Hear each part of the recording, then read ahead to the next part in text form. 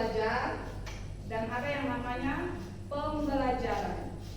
Ya, pernah dengar dua kata itu? Pernah. Belajar dan pembelajaran. Oke, apa itu belajar? Coba. Ya, silakan. Ini dulu. Silakan. Apa itu belajar? Baik Bu, menurut saya belajar itu proses mendapatkan ilmu dari yang tidak tahu menjadi tahu. Proses mendapatkan ilmu dari yang tidak tahu menjadi tahu. Bagus. Ada lagi yang lain? Belajar adalah upaya seorang untuk mendapatkan informasi-informasi baru. Iya. Belajar adalah proses untuk mendapatkan informasi-informasi baru. Bagus. Ada lagi yang lain? Siapa tahu apa artinya belajar? Tidak ada lagi? Apa artinya belajar? Iya. Iya, silakan. Perubahan tingkah laku. Perubahan tingkah laku, masya Allah, luar biasa ya. Jadi belajar itu adalah sebuah proses, ya, sebuah proses. Jadi belajar bukan akhir, ya, atau awal dari sebuah proses, ya.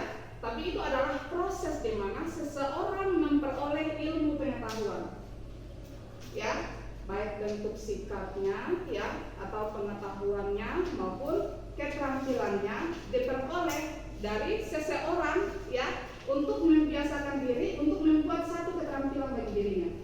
Ya, itu yang disebut dengan proses atau belajar. Jadi orang belajar itu seperti berpengalaman. Apa yang bisa dia lakukan? Ya, ada prosesnya. Jadi bukan akhir, belajar itu bukan akhir, tapi adalah sebuah proses. Nah, sekarang apa yang dimaksud dengan pembelajaran? Itu belajar ya? Iya, tadi itu belajar ya. Sekarang pembelajaran. Ya, silakan. Menurut saya pembelajaran itu adalah proses belajar belajar yang terjadi antara guru dan murid dan juga komponen-komponen pembelajaran. Bagus. Proses belajar antara guru dengan siswa, guru dengan murid dengan komponen pembelajaran. Bagus. Ada lagi yang lain? Silakan. Alika dulu. Oh, sama. Ya, bagus. Ini lagi? Ada jawaban yang lain?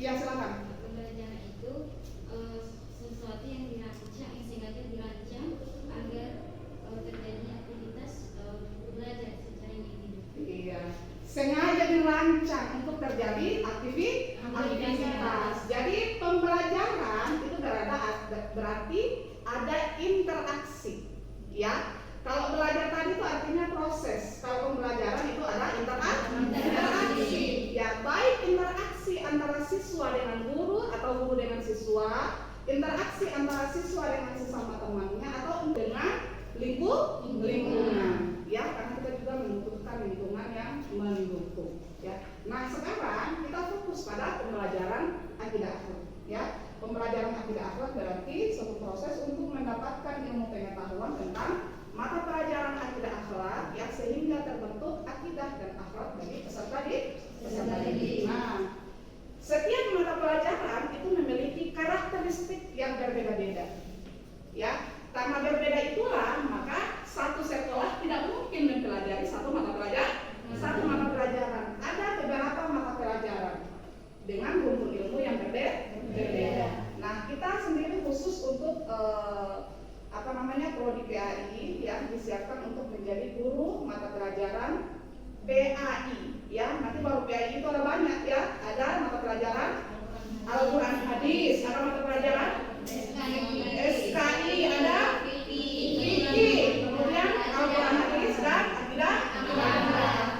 Ya, ada beberapa mata pelajaran yang masuk dalam rumpun ilmu pendidikan agama Islam. Nah, mata kuliah pembelajaran akidah akhlak ini kemudian membekali Anda untuk mampu menjalankan pembelajaran khusus mata pelajaran akidah akhlak. Nah, setiap mata pelajaran memiliki karakteristik yang berbeda-beda. Sama dengan Anda, ya. Satu orang dengan yang lain itu punya karakteristik yang berbeda-beda. Ya, sama dengan mata pelajaran. Nah, sekarang apa yang membedakan antara mata pelajaran akidah akhlak dengan mata pelajaran PAI yang lainnya? Ya, apa yang membedakan antara akidah akhlak dengan mata pelajaran yang lainnya akan kita pelajari kali ini dalam materi tentang karakteristik mata pelajaran akidah akhlak. Ya,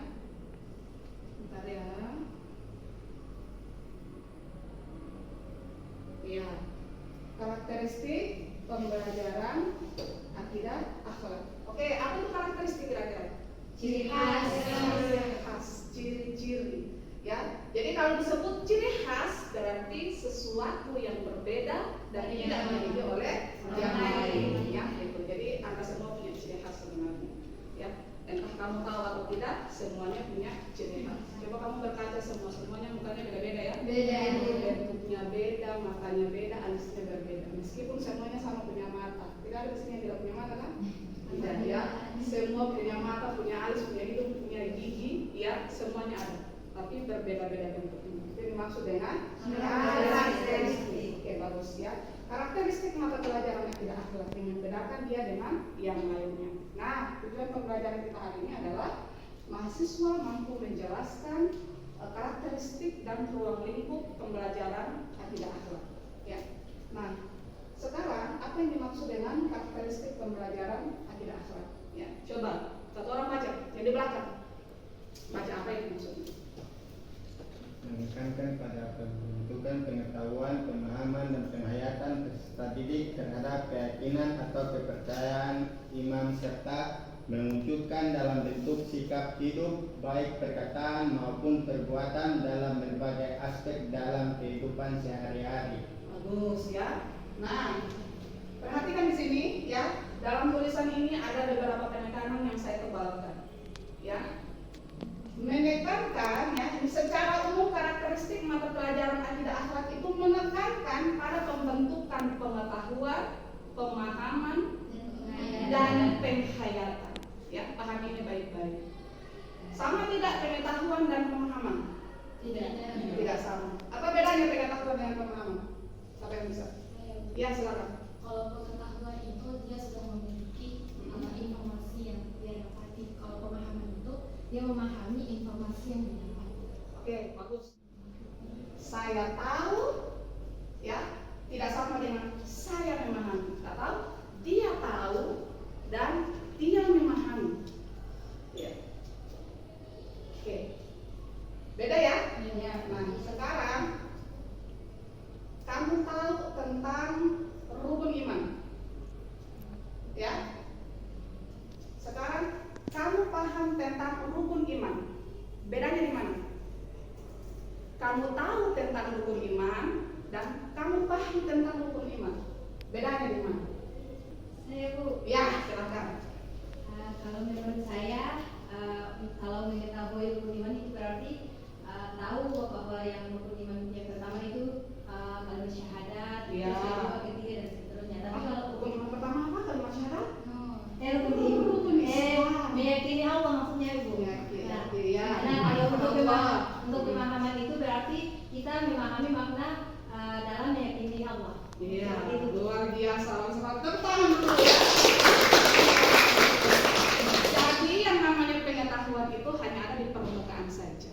Ya, saya tahu dari sumber ini bahwa iman ada 6. Ya, percaya kepada Allah, percaya kepada malaikat, percaya kepada kitab-kitab, percaya kepada Rasul, percaya kepada hari kiamat, percaya kepada saya baca ya, saya baca dari buku atau saya dengar dari orang tua saya bahwa rukun iman ada tapi saya paham tidak bahwa rukun iman itu ada 6. Ya, tahu tapi belum tentu memahami. Kalau orang paham sudah tentu dia tahu. Jadi ketika kita memahami berarti rukun iman yang pertama iman kepada Allah. Apa bentuknya iman kepada Allah? Bagaimana realisasi iman kepada Allah? Itu ketika orang memahami. Nah, karakteristik mata pelajaran akidah akhlak itu pada pembentukan pengetahuan dan pemahaman. Jadi guru akidah akhlak tidak hanya mengajarkan kepada siswa supaya dia tahu tentang rukun iman. Apa bentuk-bentuknya akhlak mahmudah? Apa bentuk-bentuk akhlak mazmumah? Tidak sebatas itu. Bukan sekedar untuk dia tahu apa bentuk-bentuk akhlak. Tapi dia memahami, ya, akhlak mahmudah itu apa-apa saja. Misalnya berbuat baik kepada kedua orang tua. Ya, berbuat baik kepada orang tua seperti apa? Kalau saya tidak berbuat baik, dosa atau tidak? Supaya dia paham sampai di situ. Jadi bukan tentang apa yang dia tahu, tentang akhlak yang baik, tentang iman yang benar, bukan sebatas itu. Tapi karakteristik dari mata pelajaran akidah akhlak adalah memberikan lebih dari sekedar pengetahuan, yaitu pemahaman. Nah, ada lagi yang lebih jauh dari pemahaman. Apa namanya? Penghayatan. Ya, penghayatan. Apa itu penghayatan? Pengaplikasian. Penghayatan itu pengaplikasian? Merenungan Bu. Menghayati, merenungan, bagus. Apa itu penghayatan? Memiliki pahami, ya setelah dia tahu dan dia pahami, berikutnya harus punya kemauan. Ya. Jadi kalau kita jadi guru akidah akhlak, bukan sekedar menyuruh siswa atau memberikan siswa pengetahuan dan pemahaman, tapi betul-betul kita tanam bagi dia supaya punya penghayatan. Dia mampu menghayati. Apa itu menghayati? Memiliki kemauan untuk mengimplementasikan. Jadi setelah dia pahami, ada dorongan dirinya. Ya, ada dorongan dalam dirinya untuk implementasikan. Apa buktinya iman kepada Allah? Ada keinginan dia untuk beriman kepada Allah, menjalankan semua perintah Allah. Contohnya seperti sholat, ya, berpuasa, ya, mengeluarkan zakat. Jadi guru akidah akhlak itu, ya, kalau kita dengar ada hadis yang mengatakan bahwa innal ulama warasatul anbiya, kita bisa bilang bahwa guru akidah akhlak juga adalah pewaris para nabi. Karena nanti Anda ajarkan keimanan dan akhlak. Ya, coba siapa yang masih ingat hadis yang paling populer? Apa tujuan Nabi itu diutus? Apa tujuan Nabi itu diutus? Untuk Untuk apa? menyempurnakan akhlak yang mulia. Untuk Menyempurnakan akhlak yang mulia. Bagus. Siapa yang masih ingat bunyi hadisnya? Innama bu'istu. Siapa yang mau lanjut? Innama bu'istu liutammima makarimal akhlak. Itu ya Rabbi, ayah harus tahu, ya guru akidah akhlak harus tahu. Ya. Anda mau jadi guru di zaman ini, di era ini, bagaimana Anda lihat realitas peserta didik saat ini? Anda bisa lihat bagaimana akhlaknya? Bisa lihat bagaimana saat ini akhlak peserta didik saat ini? Bisa lihat? Bisa lihat kan? Iya. Nanti Anda hadir untuk meluruskan akhlak-akhlak itu. Ya. Canggihnya dunia teknologi saat ini sangat berpengaruh terhadap karakter peserta didik. Nanti Anda hadir, mana yang perlu Anda luruskan? Di situlah tugas Anda, sama dengan tugas Nabi tadi. Ya, kalau Anda jadi guru fikih, Anda ajarkan tata cara sholat. Tapi dia mau sholat atau tidak? Pertanyaannya, dia mau sholat atau tidak? Kalau Anda jadi guru fikih, Anda ajarkan dia untuk tata cara sholat yang benar seperti apa? Pertanyaannya, dia mau sholat atau tidak? Nah, ini perannya guru akidah. Guru akidah akhlak, memberikan dorongan kepada dia, memberikan pemahaman dan penghayatan kepada dia supaya mau melaksanakan sholat. Itu dia. Oke, selanjutnya. Kalau dari tadi, ya, dari secara umum tadi bahwa karakteristik mata pelajaran akidah akhlak itu adalah bagaimana memberikan pengetahuan, pemahaman dan penghayatan kepada siswa tentang keimanan yang benar dan mampu mengimplementasikan dalam bentuk dalam setiap aspek dalam kehidupannya sehari-hari, ya. Berarti ada berapa ruang lingkup dari mata pelajaran akidah akhlak itu? 3. Ruang lingkupnya apa saja? Silakan. Akhlak ada, Akidah. Akhlak ada, akidah. Oke. Bagus. Ada lagi yang bisa menambahkan? Ruang lingkup dari akidah akhlak tadi ada akhlak, akidah, apa lagi? Dan bisa sempurna sekali, ya. 4. Ruang lingkup dalam mata pelajaran akidah akhlak. Nah, secara umum ruang lingkup mata pelajaran akidah akhlak hanya mencakup 4 aspek, ya. Jadi ada yang pertama yang jelas ada aspek akidah. Ya, akidah mencakup apa? Mencakup rukun iman. Jadi kalau bahas rukun iman ini banyak sekali di dalamnya, ya. Kalau iman kepada Allah nanti di sana ada banyak sekali, kamu sudah belajar mungkin di mata kuliah materi akidah akhlak, ya. Rukun iman di sana, ya, nanti ada mencakup sifat-sifat Allah, ya. Kemudian ada tentang Asmaul Husna, ya. Itu adalah cakupan tentang iman kepada Allah Subhanahu wa Ta'ala. Ya, kemudian iman kepada malaikat. Nanti di sana ada bahas tentang apa? Pengertian malaikat, ya, kemudian bagaimana bentuknya, nama-nama malaikat, tugas-tugas malaikat ada di sana. Banyak sekali kalau kita mau bahas tentang akidah itu, ya. Apalagi akhlak. Akhlak mahmudah banyak sekali, akhlak mazmumah juga banyak sekali. Bentuknya dalam kehidupan ini banyak sekali. Tapi itu dimasuk dalam ruang lingkup akidah akhlak. Nah, selain akidah dan akhlak ini, dalam mata pelajaran akidah akhlak juga diajarkan berbagai macam adab. Ya, jadi baik itu adab dalam kita beribadah maupun adab kita dalam hidup sehari-hari. Menuntut ilmu, adab terhadap orang tua, adab terhadap guru, itu masuk semua dalam bagian pendidikan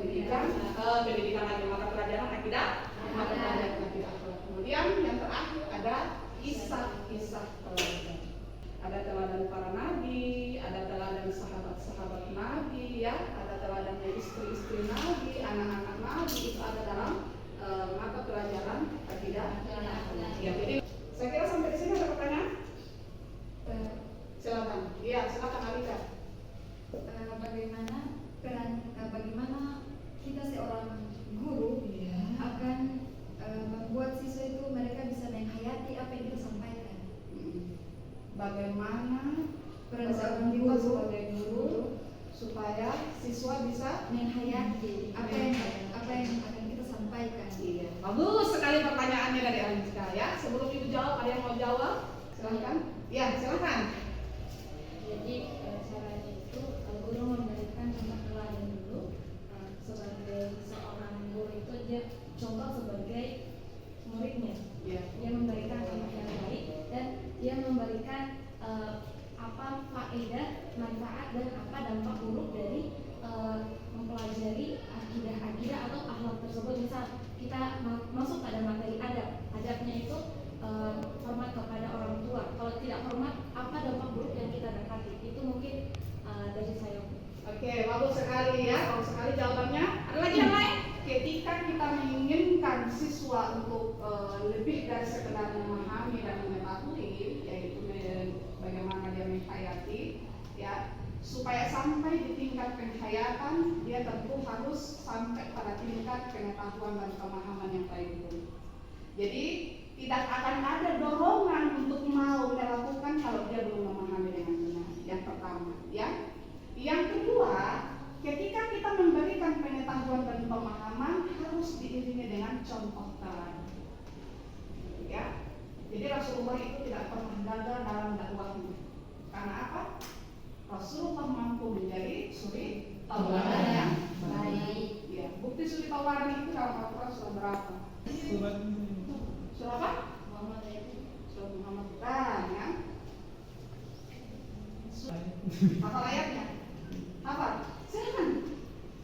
لقد كان لكم في رسول الله أسوة حسنة.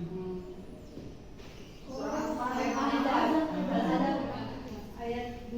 Ayat 21. Al-Ahzab ayat 21. Tuh ya. Dalam diri Rasulullah, sesungguhnya dalam diri Rasulullah itu adalah terdapat suri tauladan yang baik bagi jadi ada dakwah bil hal, ada dakwah bil lisan. Jadi tidak sekedar untuk menyampaikan ya, tapi betul-betul menunjukkan. Jadi orang termotivasi, justru kadang orang yang termotivasi ketika kita memberikan contoh secara langsung daripada sekedar menyampaikan. Ya, itu yang dimaksud dengan dakwah bil hal. Artinya ada pengaruh yang lebih signifikan kita memberikan contoh ketimbang memberikan ceramah, hanya terbatas pada ceramah saja. Gitu. Nah itu kembali kepada guru-guru, ya kalau melihat melakukan dari dia pembiasaan, ya pembiasaan misalnya yang kita selalu mengingatkan jangan lupa ya untuk selalu jujur, jangan lupa untuk terus berbakti kepada orang tua, mengingatkan nanti baru dia biasakan. Biarlah kita jadi contoh bagi dia. Ya. Mungkin itu jawabannya ya, Alika. Jadi tentang dulu Alika dan siapa? Najib. Jadi Najib ya. Baik, cukup sampai di sini dulu pertemuan kita ya. Siapa yang bisa menyimpulkan apa yang dimaksud dengan karakteristik? Apa yang dimaksud dengan karakteristik? Karakteristik adalah ciri khas.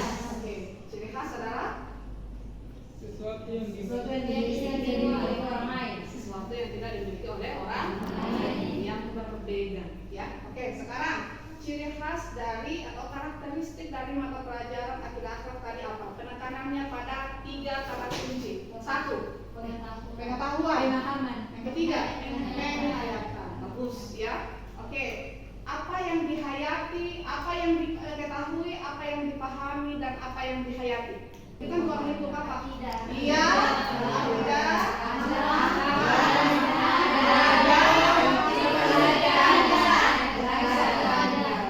Ya. Jadi yang diketahui, dipahami dan dihayati oleh siswa ada 4.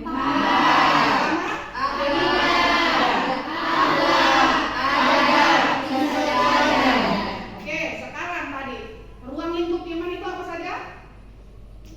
Ruang lingkup akidah itu apa saja? Rukun iman.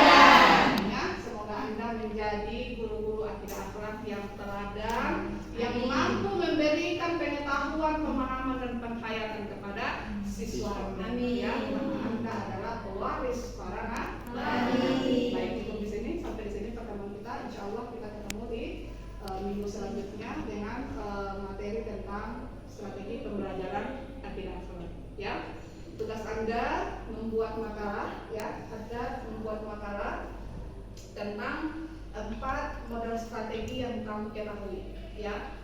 Referensinya minimal 3 buku dan 10 artikel, ya. Silakan buat 4 model pembelajaran, ya.